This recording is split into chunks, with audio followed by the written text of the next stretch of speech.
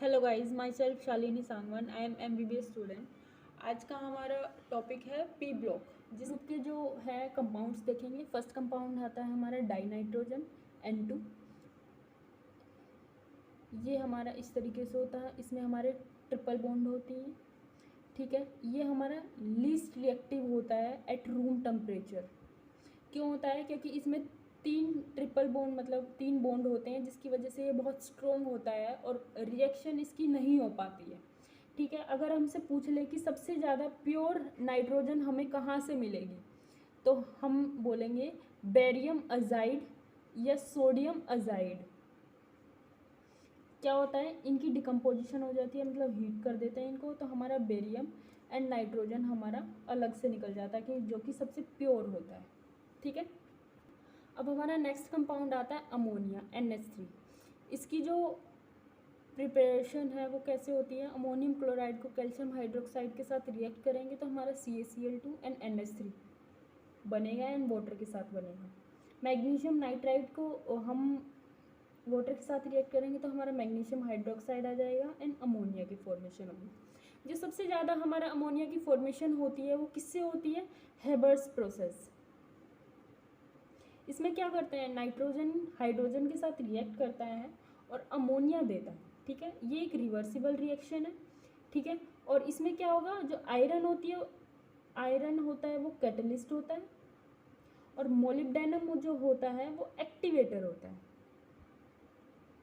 ये हमारा exothermic reaction है, मतलब हीट इवोल्व होगी, हीट रिलीज होगी।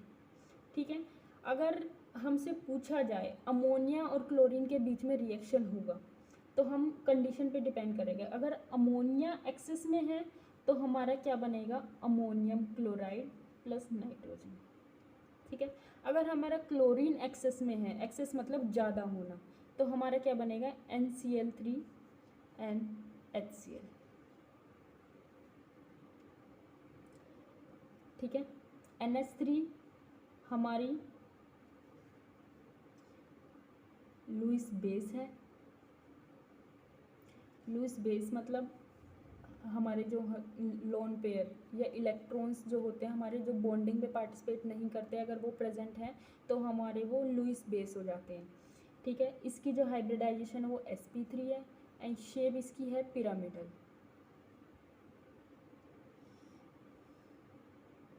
अब नेक्स्ट हमारा जो नाइट्रोजन का कंपाउंड आता है वो आता है नाइट्रिक एसिड HNO3। इसकी जो प्रोसेस होता है, फॉर्मेशन का प्रोसेस, उसे हम ऑस्टवाल्ड प्रोसेस कहते हैं। अमोनिया का हमारा कौन सा था? Haber's process. नाइट्रिक एसिड का हमारा होगा ऑस्टवाल्ड प्रोसेस। इसका जो ऑस्टवाल्ड प्रोसेस क्या है, अमोनिया को ऑक्सीजन के साथ रिएक्ट करके NO बनाएंगे, वाटर बन जाएगा साथ में। अब इस NO को हम ऑक्सीजन के साथ रिएक्ट करेंगे तो NO2 बन जाएगा। अब इस NO2 को हम वाटर के साथ फिर से रिएक्ट करके हमारा जो बनेगा, हमारा नाइट्रिक एसिड बनेगा और NO की फॉर्मेशन हो जाएगी। तो जो ये NO है, ये हमारा क्या होगा, ये दोबारा रिसाइकिल हो जाएगा और फिर प्रोसेस वैसे सेम चलेगा। ठीक है, आपको याद रखना है नाइट्रिक एसिड की जो फॉर्मेशन है ऑस्टवाल्ड प्रोसेस, उसमें हमारा जो होता है नाइट्रिक ऑक्साइड का जो फॉर्मेशन दोबारा होता है वो रिसाइकिल होके फिर दोबारा साइकिल में टेक पार्ट लेता है। अब हमारी आती है नाइट्रिक एसिड की रिएक्शंस। कॉपर एंड जिंक के साथ रिएक्शन करेगा नाइट्रिक एसिड। 2 केस में करेगा, दोनों में, एक डाइल्यूट एक कंसनट्रेटेड।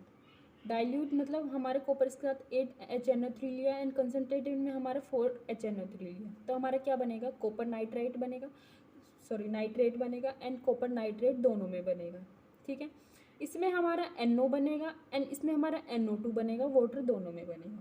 जिंक वाले में हमारा 10HNO3 डाइल्यूट होगा, 4 HNO3 कंसनट्रेटेड होगा, जिंक नाइट्रेट दोनों में बनेगा। इसमें हमारा वाटर दोनों में बनेगा, इसमें हमारा N2O बनेगा, इसमें हमारा NO2 बनेगा। आपको याद रखना है कंसनट्रेटेड वाले केस में हमारे दोनों में NO2 बन रहा है। ठीक है, हमारे जो बस डाइल्यूट वाले केस में है उसमें ही हमारा जो वेरिएशन आ रहा है, कॉपर वाले में हमारा NO बन रहा है एंड जो जिंक वाले में हमारा N2O बन रहा है। अब हमारे नेक्स्ट आता है फॉस्फोरस। फॉस्फोरस के हमारे 3 एलोट्रोप्स होते हैं, black phosphorus, red phosphorus and white phosphorus. ठीक है, हम स्टार्ट करेंगे। वाइट फॉस्फोरस जो होता है वो सोल्यूबल होता है CH2 में, इनसोल्यूबल होता है वाटर में। रेड हमारा दोनों में ही इनसोल्यूबल होता है। वाइट हमारे की जो शेप होती है वो P4 होती है, टेट्राहेड्रल होती है, मोनोमर होता है, इसमें हमारा पॉलीमर होता है। ठीक है, वाइट जो होता है वो हमारा डार्क में ग्लो करता है, जिसे हम किमी ल्यूमिनेंस कहेंगे, सॉरी। और जो हमारा रेड फॉस्फोरस है वो ग्लो नहीं करेगा। वाइट फॉस्फोरस हमारा पॉइजनस होता है, ये हमारा नॉन पॉइजनस होता है। ठीक है, ब्लैक हमारे दो टाइप के होते हैं, अल्फ़ा एंड बीटा। ठीक है, अल्फ़ा कैसे बनेगा, रेड फॉस्फोरस को हीट करेंगे तब बनेगा, और बीटा हमारे जब वाइट फॉस्फोरस को हीट करेंगे तब बनेगा। ठीक है, आपको एक याद रखना है, वाइट फॉस्फोरस की एक रिएक्शन है जो कि बहुत इम्पोर्टेंट है।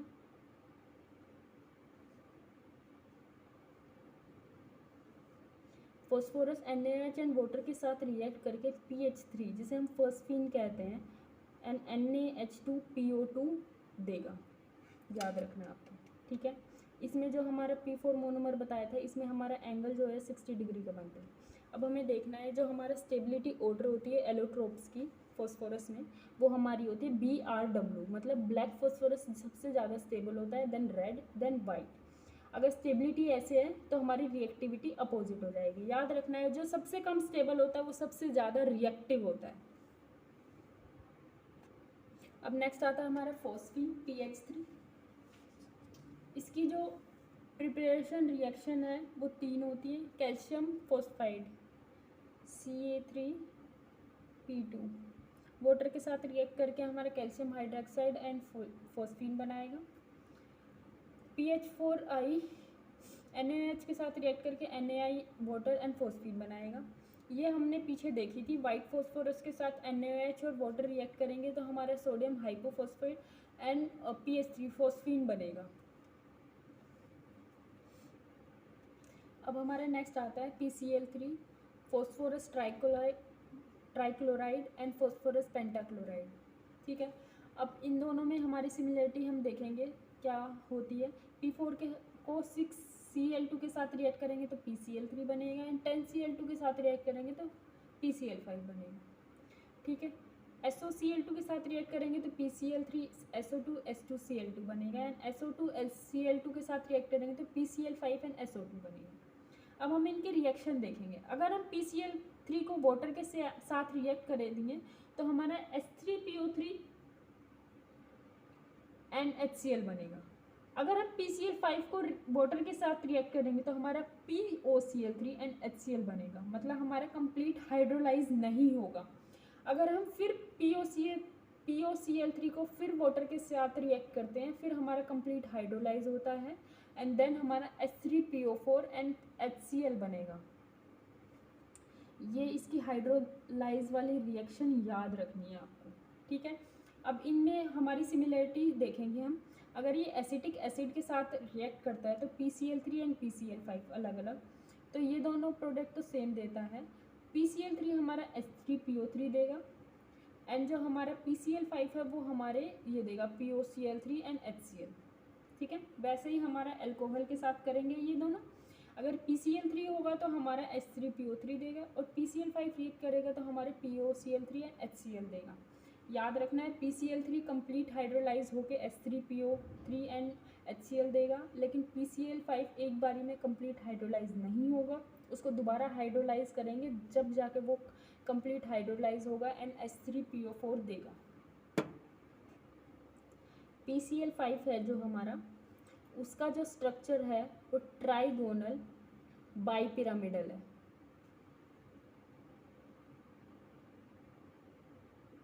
मतलब 5 बॉन्ड पेयर है और लोन पेयर एक भी नहीं है, 0 लोन पेयर है, sp3d।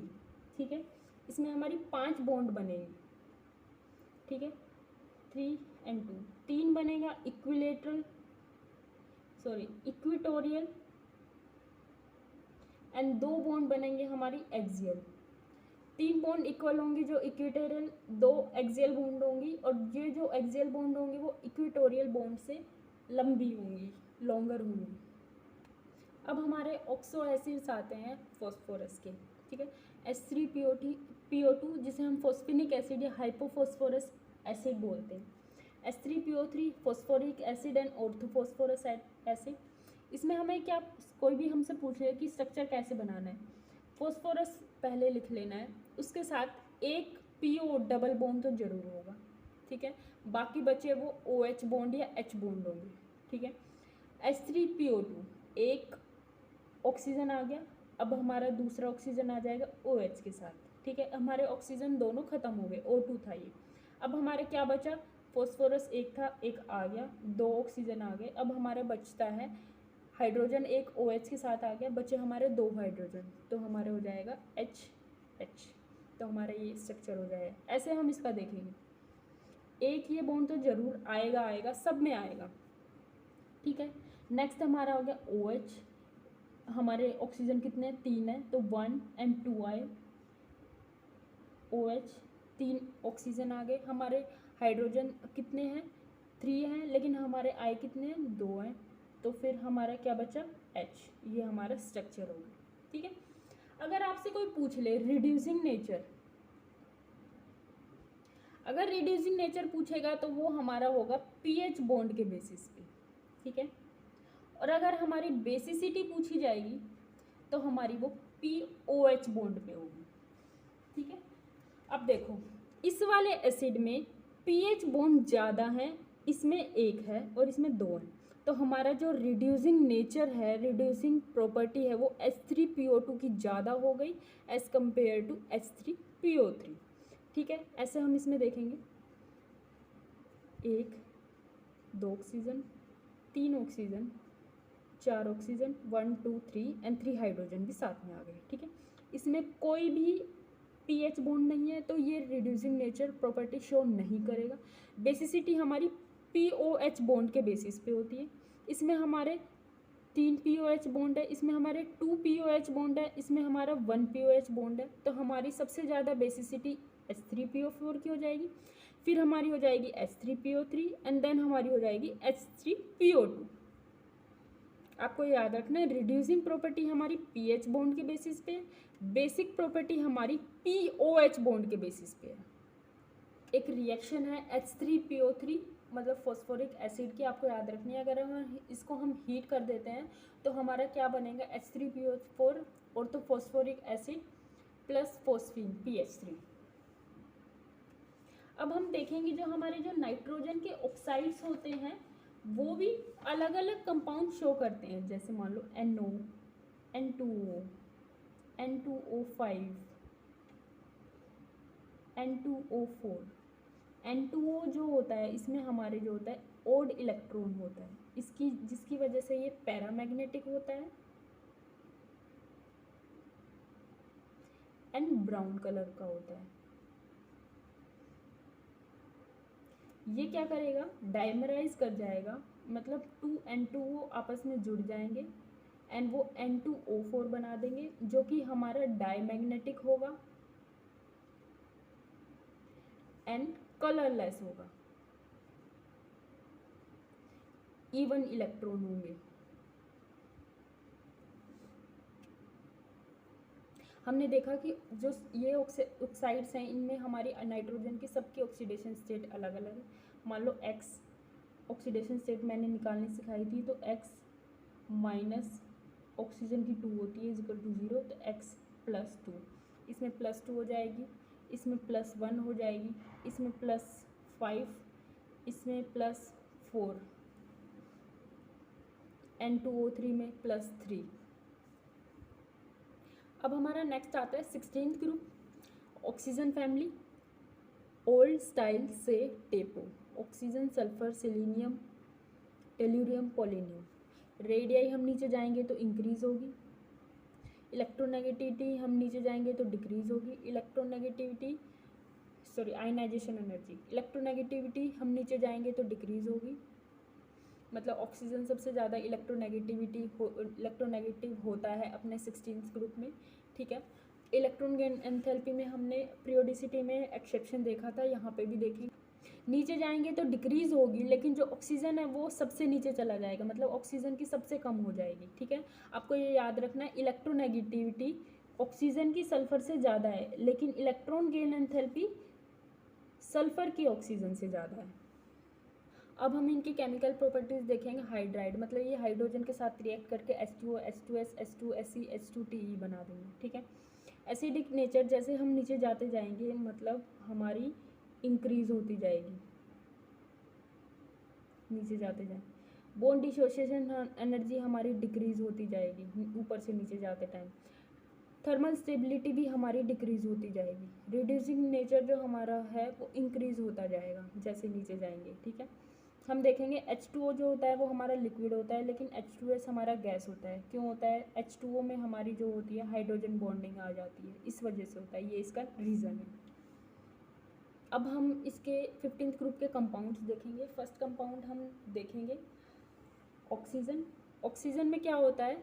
ऑक्सीजन सभी मेटल, नॉन मेटल के साथ, सबके साथ रिएक्ट कर लेता है except gold, platinum and noble gas, मतलब 18th ग्रुप के, इनके साथ रिएक्ट नहीं करता है, ठीक है। अब हमारे ऑक्साइड्स होते हैं वो 3 टाइप्स के होते हैं। ऑक्साइड हमारे 3 टाइप के होते हैं, acidic, basic and neutral. Acidic जो होते हैं वो हमारे जो नॉन मेटल ऑक्साइड होते हैं वो सब होते हैं। बेसिक जैसे कि मैंने बताया था, एस ब्लॉक के जो एलिमेंट्स होते हैं वो जो ऑक्साइड्स बनाते हैं उनके जो ऑक्साइड होते हैं बेसिक होते हैं, इसलिए उन्हें एल्कली मेटल या एल्कलाइन अर्थ मेटल कहते हैं, मतलब बेसिक। न्यूट्रल हमारे 4 होते हैं, CO, NO, N2O and H2O। H2O हमारा न्यूट्रल भी होता है और कभी कभी हम एम्फोटेरिक भी लेते हैं, वो हम वहाँ पे एग्ज़ाम में क्वेश्चन के हिसाब से देखेंगे, ऑप्शन के हिसाब से देखेंगे कि हमें एम्फोटेरिक करना है या न्यूट्रल करना है। अब नेक्स्ट आता है हमारा ओजोन। ओजोन क्या होता है? ऑक्सीजन को हम इलेक्ट्रिक डिस्चार्ज करेंगे तो हमारा ओजोन बनेगा, ठीक है। ये हमारा ब्लीचिंग एक्शन प्रॉपर्टी शो करता है और ये पावरफुल ऑक्सीडाइजिंग एजेंट होता है, ठीक है। ओजोन की जो शेप होती है वो हमारी होती है एंगुलर, ठीक है। इसमें हमारे रेजोनेंस शो होता है, जिसकी वजह से जो सारी बॉन्ड होते हैं वो इक्वल लेंथ के होते हैं। अगर आपसे पूछ लिया जाए कि ओजोन में सारे बॉन्ड हैं वो उनकी सबकी लेंथ सेम क्यों है, तो उसका रीज़न है रेजोनेंस। अब नेक्स्ट आता है हमारा SO2 सल्फर डाइऑक्साइड। ये भी हमारा ब्लीचिंग एक्शन शो करता है, लेकिन जो इसका ब्लीचिंग एक्शन होता है वो हमारा रिडक्शन की वजह से होता है। हमने ओजोन में देखा वो भी ब्लीचिंग एक्शन शो करता है, लेकिन वो ऑक्सीडेशन की वजह से होता है, लेकिन इसमें हमारा रिडक्शन की वजह से होता है। नेक्स्ट आता है हमारा H2SO4। H2SO4 की जो फॉर्मेशन या सिंथेसिस है उस प्रोसेस को हम बोलते हैं कॉन्टैक्ट प्रोसेस। हमसे पूछ लिया जाए फेवरेबल कंडीशन क्या है कि हम H2SO4 की फॉर्मेशन को इंक्रीज करें, तो low temperature and high pressure. अब नेक्स्ट आता है हमारा H2SO4 अब कॉन्टैक्ट प्रोसेस में हमने देखा कि होता क्या है, ये प्रोसेस क्या है। एस सल्फर को हम ऑक्साइड के साथ रिएक्ट करेंगे, ऑक्सीजन के साथ रिएक्ट करेंगे, सल्फर डाइऑक्साइड बनाएगा। फिर ये इसको ऑक्सीजन के साथ रिएक्ट करेंगे, सल्फर ट्राईऑक्साइड बनेगा। सल्फर ट्राईऑक्साइड को H2SO4 के साथ रिएक्ट करेंगे तो हमारा ओलियम बनेगा, जो कि होता है हमारा H2S2O7। इसको हम वाटर के साथ रिएक्ट करेंगे तब हमारा जाके हमारा सल्फ्यूरिक एसिड बनता है। सल्फ्यूरिक एसिड हमारा स्ट्रॉन्ग एसिड है, ठीक है। सल्फ्यूरिक एसिड हमारा डिहाइड्रेशन में भी यूज़ होता है, मतलब जो हमारा शुगर है अगर हम कंसनट्रेटेड सल्फ्यूरिक एसिड के साथ रिएक्ट करेंगे तो हमारे कार्बन एंड वाटर अलग कर देगा। वाटर अलग कर देगा मतलब डिहाइड्रेट कर देगा, जिसे हम केयरिंग एक्शन ऑफ शुगर या फिर डिहाइड्रेशन एक्शन भी बोल सकते हैं। हमारा सल्फ्यूरिक एसिड का एक और भी प्रोसेस आता है, दूसरे प्रोसेस से भी हम इसे सिंथेसाइज करते हैं, लेड चैम्बर प्रोसेस, ठीक है। याद रखना कॉन्टैक्ट प्रोसेस और लेड चैम्बर प्रोसेस दोनों ही H2SO4 के हैं, लेकिन कॉन्टैक्ट प्रोसेस ये है। अब हम नेक्स्ट देखेंगे ग्रुप 17। ग्रुप 17 जिसे हम कहते हैं halogen, fluorine, chlorine, bromine, iodine. Fluorine इस पीरियोडिक टेबल में जिसकी सबसे ज़्यादा इलेक्ट्रोनेगेटिव होता है ये, ठीक है ना। तो हमारा जैसे हम नीचे जाते जाएंगे इलेक्ट्रोनेगेटिविटी कम होती जाएगी।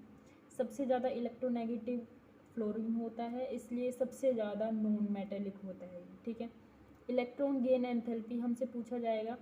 फ्लोरीन की सबसे ज़्यादा इलेक्ट्रोनेगेटिव है, लेकिन जो इलेक्ट्रॉन गेन एंथैल्पी है वो क्लोरीन से कम है। ये एक्सेप्शन है, याद रखना है।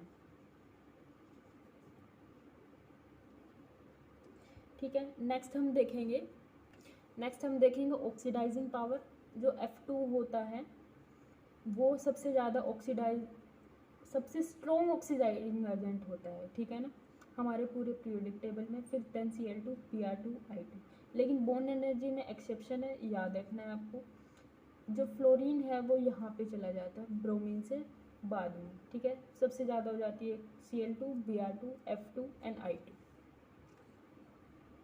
अब हमारी आती है केमिकल प्रॉपर्टीज़। हाइड्राइड मतलब उससे पहले आएगा हमारा, अगर फ्लोरीन H2O के साथ रिएक्ट करेगा तो हमारा HFN ऑक्सीजन देगा।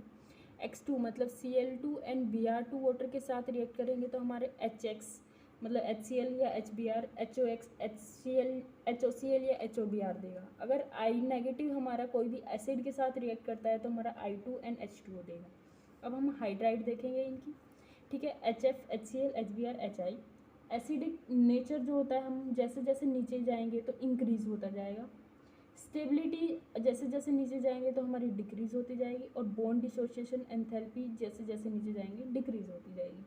Melting point and boiling point हम लास्ट में देखेंगे, जैसे मैंने बताया था 15th, 16th और 17th ग्रुप के मेल्टिंग पॉइंट और बॉइलिंग पॉइंट हाइड्राइड के, वो हम लास्ट में देखेंगे। सबकी जो हाइड्राइड है उनकी पीरियोडिसिटी आपको ध्यान से याद रखनी है, कंपेयर करके आप एक साइड में लिख लें ताकि आपको लास्ट में अगर आप रिवीजन करें तो आपको याद आ जाए।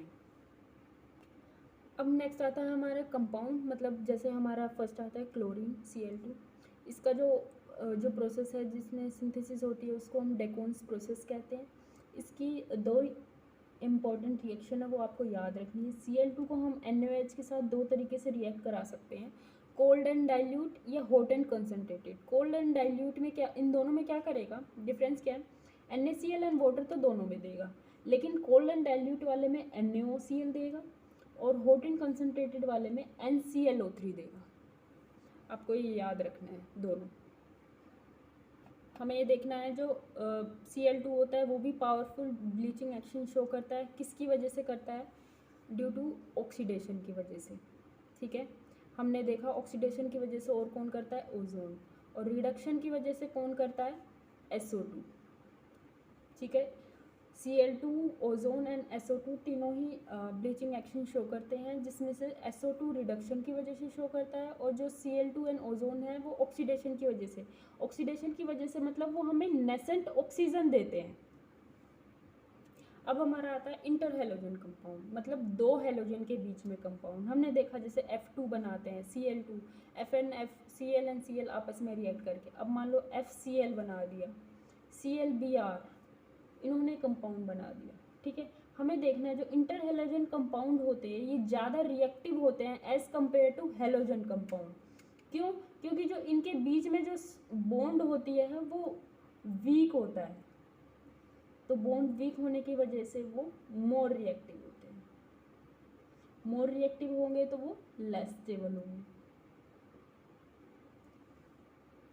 अब हमारा लास्ट जो ग्रुप आता है ग्रुप 18, जिसे हम नोबल गैस कहते हैं, जो किसी के साथ रिएक्ट नहीं करता है, ठीक है।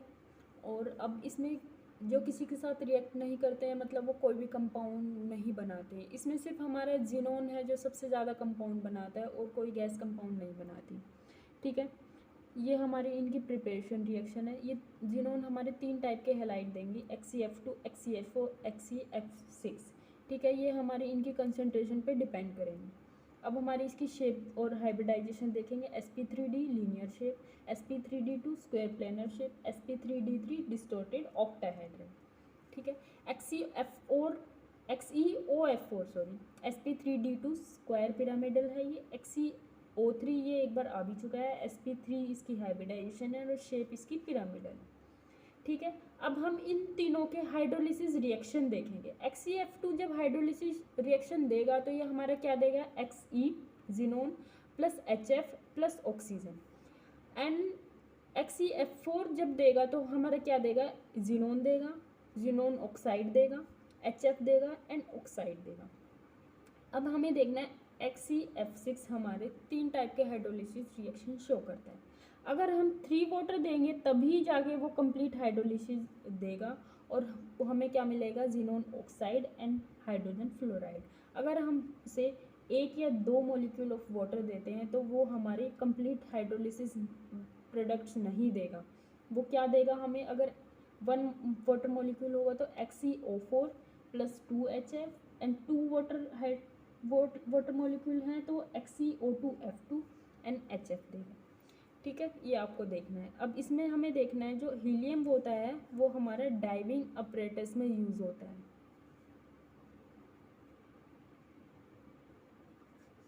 बहुत इंपॉर्टेंट है, याद रखना। हाइड्रोजन बॉन्डिंग इंटरमोलिकुलर फोर्स है, 2 मॉलिक्यूल के बीच में।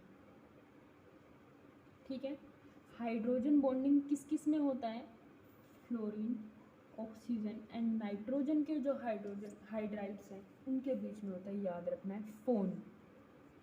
ठीक है, 15th group, 16th group and 17th group, NH3, H2O and HF, जिसकी वजह से इनके हाइड्राइड्स हाइड्रोजन बॉन्डिंग है, इसकी वजह से ये हमारे एक्सेप्शनल प्रॉपर्टी शो करते हैं, क्योंकि ये बहुत ही स्ट्रॉन्ग बॉन्डिंग होती है जिसकी वजह से हमारी जो इनकी प्रॉपर्टीज़ हैं वो वेरी कर जाती है। अब हमारा होता है boiling point and melting point. हमने बोला था कि जो हाइड्राइड्स होंगे वो हमारे 15th, 16th and 17th group के जो boiling point and melting point में हमारे कुछ एक्सेप्शन शो करेंगे।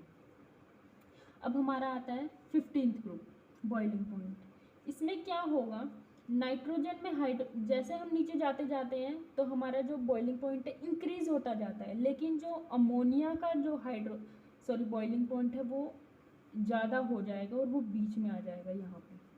ठीक है, 16th ग्रुप में हमारा वाटर का जो हाइड्रोजन बॉन्डिंग की वजह से इतना बॉइलिंग पॉइंट हाई हो जाता है कि नीचे जाते जाएंगे तो इंक्रीज होता जाएगा, लेकिन H2O का इतना ज़्यादा हो जाएगा कि वो सबसे नीचे आ जाएगा, उसका सबसे ज़्यादा हो जाएगा। ऐसे ही हमारा 17th ग्रुप में HF का सबसे ज़्यादा हो जाएगा बॉइलिंग पॉइंट।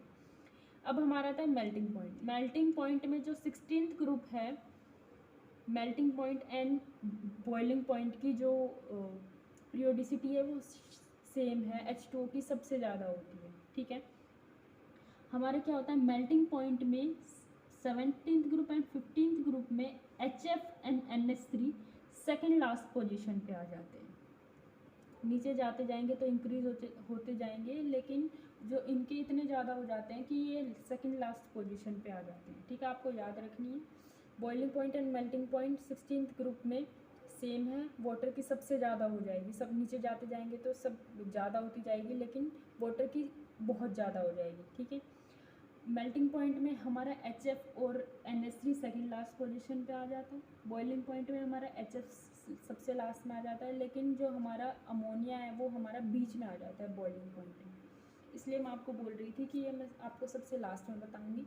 ये आज का हमारा था P ब्लॉक। आई होप आपको हमारी वीडियो हेल्पफुल लगी होगी। आपको लगती है तो आप लाइक करें, शेयर करें एंड सब्सक्राइब करें।